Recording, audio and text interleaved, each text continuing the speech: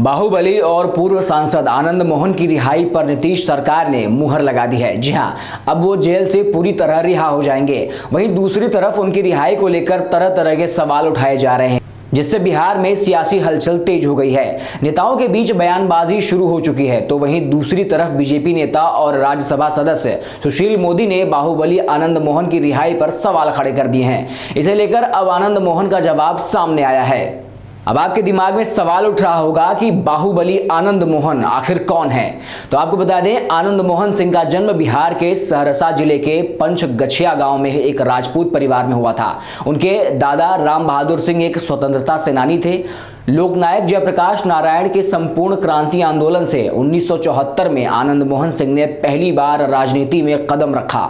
उन्हें आंदोलन का रंग ऐसा चढ़ा कि उन्होंने कॉलेज बीच में ही छोड़ दिया। इमरजेंसी के दौरान आनंद मोहन ने 2 साल जेल की सजा भी काटी। स्वतंत्रता सेनानी और प्रखर समाजवादी नेता परमेश्वर कुंवर आनंद मोहन के राजनीतिक गुरु बने और आनंद को यह समझने में देर नहीं लगी कि बिहार में राजनीति जातिगत समीकरण और दबंगई पर ही चलती है। इसी बात का फायदा उठाते हुए वो राजपूत समुदाय के नेता बन गए। कहा जाता है कि 1978 में तत्कालीन प्रधानमंत्री मोरारजी देसाई के एक भाषण के दौरान आनंद मोहन ने उन्हें काले झंडे दिखाए थे।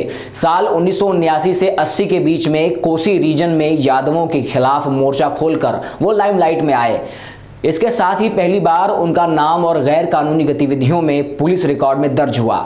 साल 1990 में ही आनंद मोहन सिंह ने पुलिस के सामने सरेंडर कर दिया और जनता दल के टिकट पर महिषी विधानसभा से चुनाव लड़े और जीत दर्ज की। कहा जाता है कि उस वक्त भी वो एक कुख्यात सांप्रदायिक गिरोह का मुखिया थे, जिसे उसकी प्राइवेट आर्मी कहा जाता था। ये गिरोह उन लोगों को अपना निशाना बनाता था जो आरक्षण का समर्थन करते थे। इसके बाद आनंद मोहन ने कांग्रेस से हाथ मिलाया, लेकिन कांग्रेस में उन्हें कोई खास अहमियत नहीं दी गई। इसके बाद फिर साल 2007 में उनके गुनाहों का भांडा फूटा और एक मामले में उन्हें निचली कोर्ट ने मौत की सजा सुनाई। ये पहली बार था जब आज़ाद भारत में किसी नेता को मौत की सजा सुनाई गई थी। हालांकि 2008 में पटना हाई कोर्ट ने मोहन की सजा को आजीवन कारावास में बदल दिया था।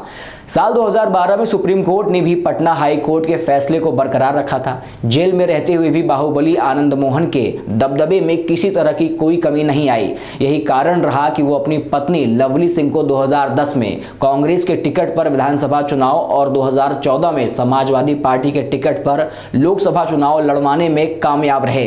अब यहाँ पर सवाल ये उठता है कि नीतीश कुमार आखिर क्यों आनंद मोहन की रिहाई के लिए इतने लालायित हैं। मीडिया रिपोर्ट्स के मुताबिक जनवरी में नीतीश कुमार ने एक पार्टी इवेंट में मंच से कहा था कि वो आनंद मोहन को बाहर लाने की कोशिश कर रहे हैं, जिसके बाद आनंद का नाम फिर से अखबारों की सुर्खियां बना। हालांकि उनकी रिहाई में कानून आड़े आ रहा था। बिहार सरकार ने 10 अप्रैल को कानून में संशोधन कर उस अड़चन को भी दूर कर दिया। नीतीश सरकार ने बिहार जेल मैनुअल 2012 के नियम 484(1) में बदलाव किया। ये बताता है कि समय से पहले किसी कैदी की रिहाई नहीं हो सकती, लेकिन नीतीश सरकार ने ऑन ड्यूटी सरकारी कर्मचारी की हत्या वाला धारा ही हटा दिया, क्योंकि आनंद मोहन इसी के तहत दोषी थे। अब एक सवाल और उठता है कि क्या आनंद मोहन के जरिए नीतीश कुमार की नजर सवर्ण वोटरों पर है।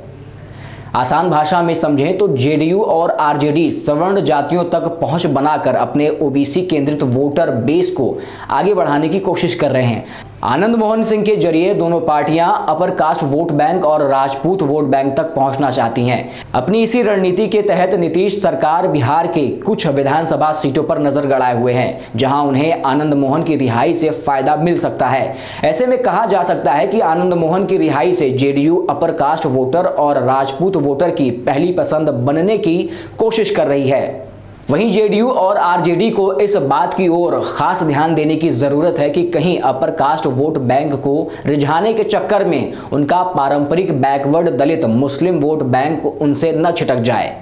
तो वहीं दूसरी तरफ बीजेपी नेता और राज्यसभा सदस्य सुशील मोदी ने बाहुबली पूर्व सांसद आनंद मोहन की रिहाई के मामले में कहा कि यह रिहाई कैसे संभव है। सुशील मोदी ने कहा कि नीतीश जी ने 2016 में संशोधन किया था। उन्होंने यहां तक कह डाला कि जेल मैनुअल संशोधन पूरी तरह असंवैधानिक है। यह कुछ लोगों को लाभ देने के लिए इस तरह का संशोधन कराया गया है। उन्होंने कहा कि इसका हम विरोध करते हैं। कोई सरकारी सेवक की हत्या कर देगा और उसे कानून संशोधन करके छोड़ दिया जाएगा।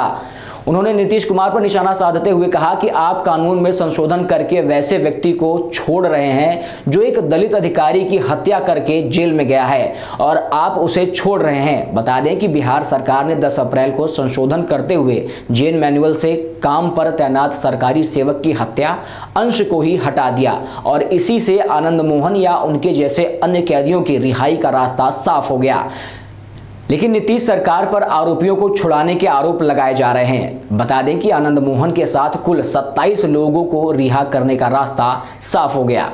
इतना ही नहीं, कांग्रेस नेता पीएल पूनिया ने कहा कि गोपालगंज के डीएम की हत्या करने वाले आनंद मोहन को सजा से पहले छोड़ने के लिए कानून के नियमों में संशोधन किया गया जिससे वो जल्दी रिहा हो जाए। इससे देश में गलत संदेश जा रहा है।